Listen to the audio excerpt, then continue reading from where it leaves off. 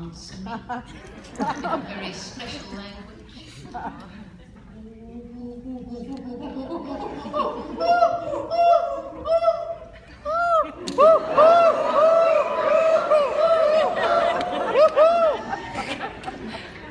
Well, it feels really good to me to be coming back here. I used to come, as you heard, quite often because the headquarters of the Institute was near here.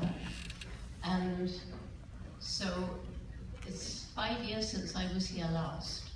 And I've been very anxious to come back, and I'm very happy to be back here.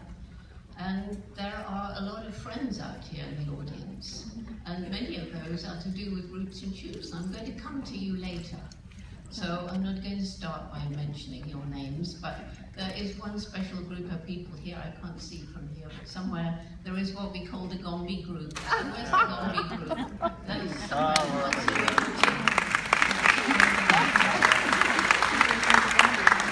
They all came to Gombe together. And the great thing is they have been continuing to support and help us ever since. Almost everywhere I go, they're there volunteering, helping to sell things, and supporting me in lectures like this. So that's really wonderful. And then there's two people here, and again, I can't see where you are, but two people who were staff when the Institute was here. And that's Stuart Hudson, who was our executive director, and Mary Dupree, who was everything, really.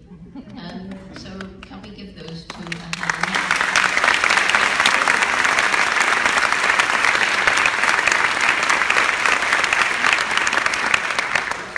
And then staff, the current staff who are here with me now today, one of them, Sean Sweeney, came from here and is one of the people who helped start Roots and Shoots right here. And then we have Jacob Peterson, who does all the logistics, and you'll meet him in the book signing, and Susanna Name, who travels with me around not just North America, but Latin America as well, and who comes from Argentina. So a little hand for them, because I wouldn't be here.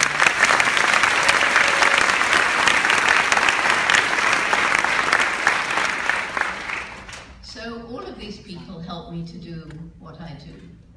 But there is one very special person, and I would not be standing here, I'm sure. I would not have done what I've done, but for this one person. And that was my extraordinary mother. And when it seems that I sort of emerged from the womb loving animals. There was no special incident or event, but I was told by my mother and other people who knew me when I was a tiny, tiny little creature, that from the beginning I was fascinated by animals.